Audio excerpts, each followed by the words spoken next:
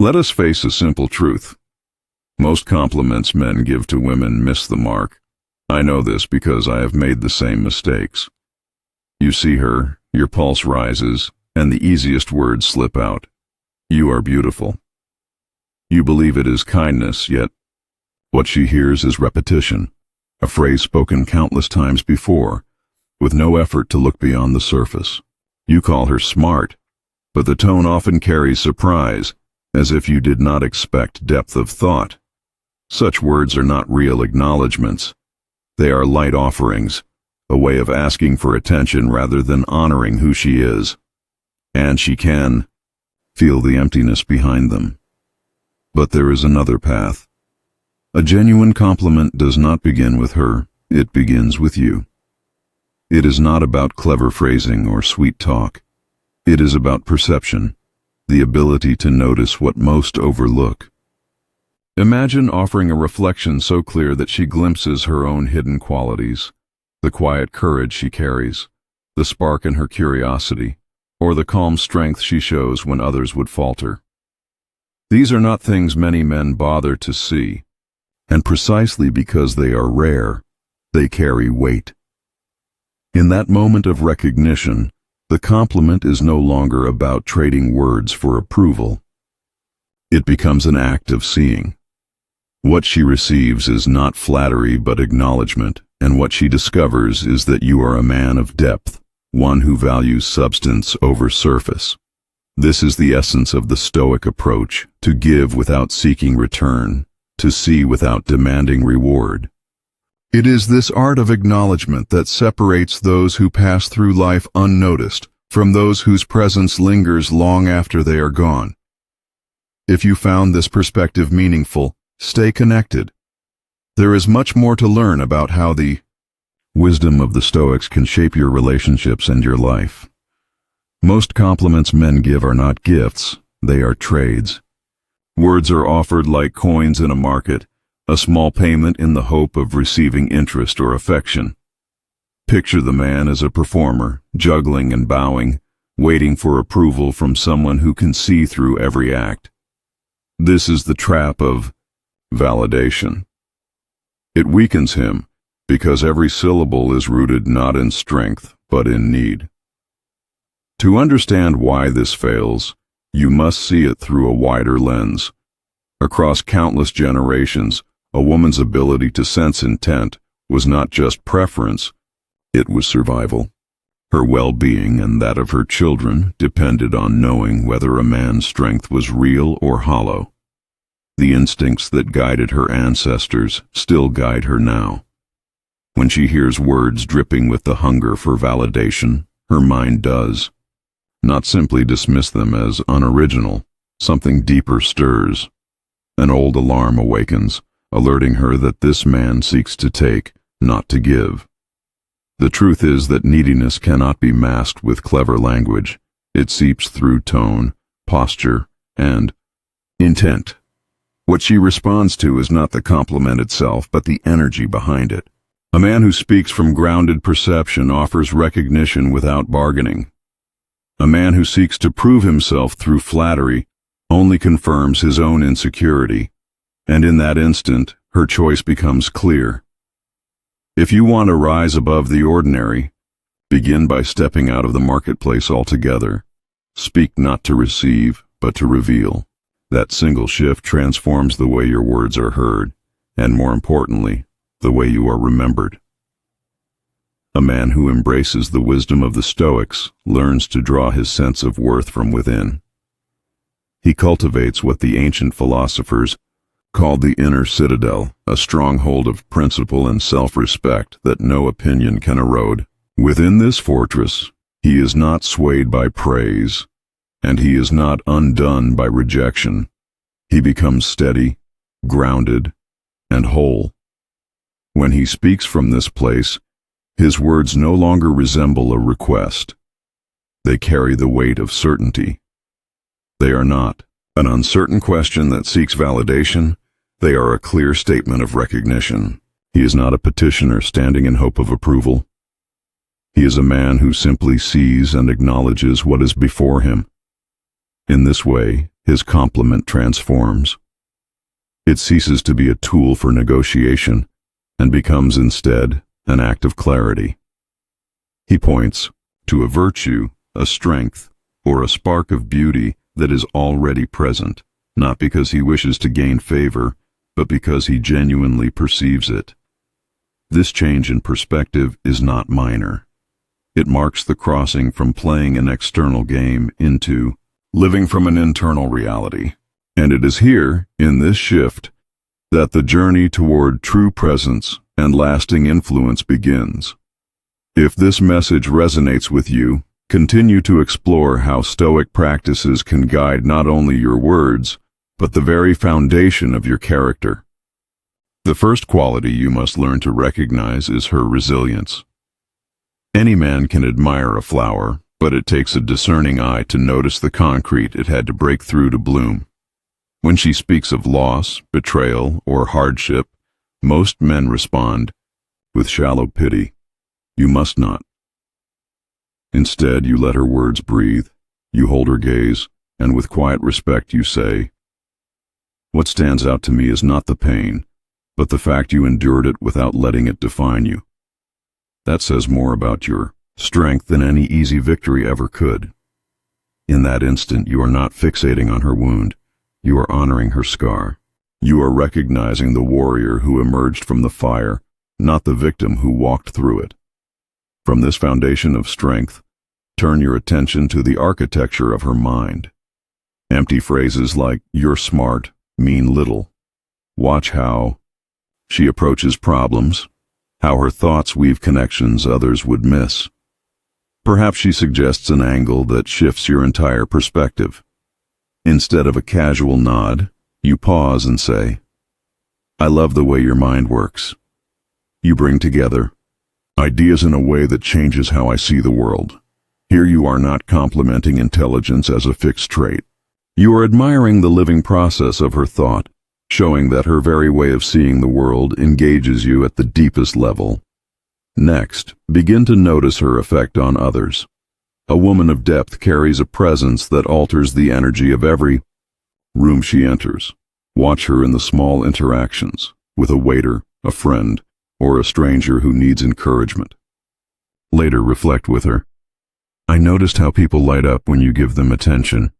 You leave them feeling stronger than before. This is not flattery. It is an acknowledgment of the ripple effect of her spirit.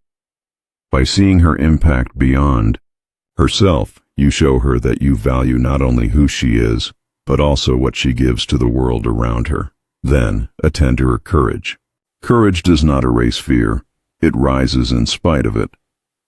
Look for the moments when she speaks an unpopular truth, or when she chooses the uncertain path over the comfortable one. In a quiet exchange, you tell her, most would have stayed silent or chosen safety, but you stepped forward. That took real courage. By naming a specific act, you affirm her strength in action, showing that you see more than her triumphs. You see her willingness to confront fire when others would retreat. Beyond courage lies discipline. In a culture addicted to comfort, discipline is rare. Observe the consistency of her choices, the way she honors her commitments, the steady work she pours into her craft. You might say, your discipline is powerful. Many talk about their dreams, but you show up for yours every day. This is not just praise. It is recognition of the invisible cost of achievement. You are showing that you respect the process, not only the results. Do not overlook the quiet power of her composure. Notice how she holds herself when everything unravels, when others panic or collapse under pressure. She remains steady, an anchor in the storm. Later, tell her, I was struck by the calm you carried in that moment. It was the strongest presence in the room. This is one of the highest compliments you can give, because you are not praising an external display. You are acknowledging mastery of self, the fortress of her inner citadel. Go deeper still, to the quirks that reveal her authentic spirit. Every person has unique sparks, and most men dismiss them as odd or irrelevant. You must see them as signs of truth.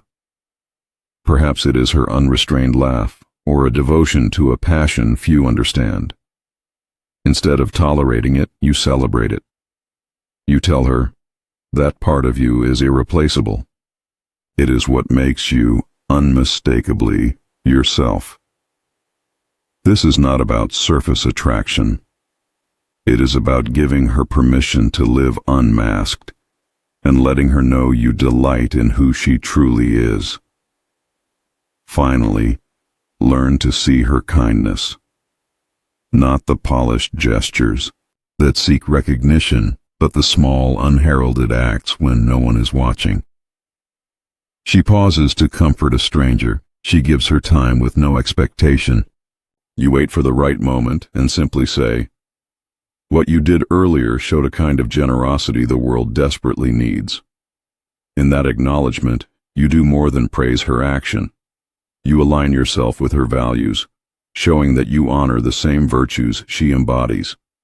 If you want to stand apart, practice seeing in this way. Compliments grounded in truth and virtue are never hollow, because they reveal not only who she is, but also the depth of the man who perceives her. Do you see the thread that ties all of this together?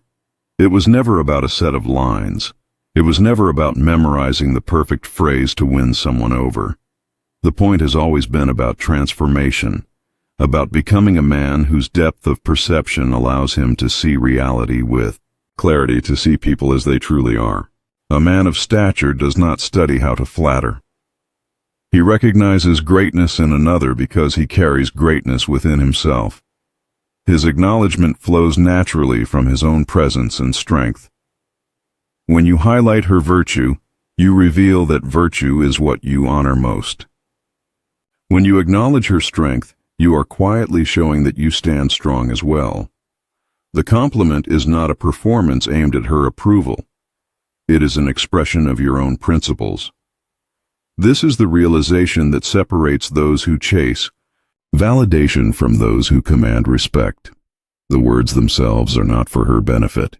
They are reflections of the man you have become. They are proof that you have walked the path of discipline, sharpened your mind, and built a character that can recognize the same in others. A man cannot see in another what he has not first cultivated within himself.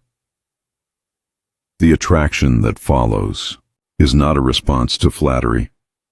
It is a response to recognition, a deep and instinctive acknowledgement of equality. She does not fall for the words. She responds to the man capable of speaking them, the man whose perception is born of inner strength. And in that recognition, she meets not a boy chasing approval, but a man who stands as her equal. But this knowledge is dangerous if it stays locked in your head as a mere theory. If it never leaves your mind and becomes a lived habit, it will serve only as decoration for your ego. Treating these ideas as lines to recite is the exact outcome we must avoid. This is not about performance. It is about perception, and perception must be trained through disciplined practice. For the next 48 hours, you will not give a single one of these compliments. Your only task is to become a silent observer. Move through your day with intent. When someone speaks, do not form a response until you have first cataloged what you truly noticed about them. When you see an act of persistence, label it as discipline. When you witness someone speak up despite fear, mark it as courage. When you watch someone calm a chaotic moment, note the presence of composure. Keep these observations private. Record them in a small notebook or save them on your phone for evening reflection. Notice the discipline of your coworker. See the quiet courage of a stranger. Acknowledge, only to yourself, the kindness of the barista. These small acts of attention will rewire how you look at people. You are learning to value what is rare, to read character where others skim the surface. Your job is not to speak. Your job is to see. This is training for your inner citadel. With repeated practice, your perception will sharpen, and the habit of seeking external validation will wither. Most men walk through the world in a fog, blind to the nuances of human character. You will walk through it with the clarity of a hunter, tracking signs of virtue. When the 48 hours end, review your notes. Choose 3 observations that surprised you and reflect on why they mattered, and what that recognition tells you about your own values and gaps. This reflection is the bridge between seeing and embodying. This practice is the foundation. It is the private work that earns you the right to speak with authority. Do not skip this step. This is you in the training grounds, forging the perception that will one day become your greatest asset. Because when all is said, one truth remains. The most powerful compliment you can ever offer a woman of depth is the one you never speak aloud. It is your steady presence when you are beside her. It is the clarity of purpose with which you pursue your path when you are apart. It is the uncompromising standards you uphold for yourself, which naturally shape the company you keep. It is the living statement of the man you choose to be, not in rare moments, but in the quiet rhythm of every single day. That is the recognition she feels in her soul, the one that cannot be forgotten. If you are ready to walk this path fully, to set aside the boy who chases approval and step into the man who builds his own world, then commit here and now.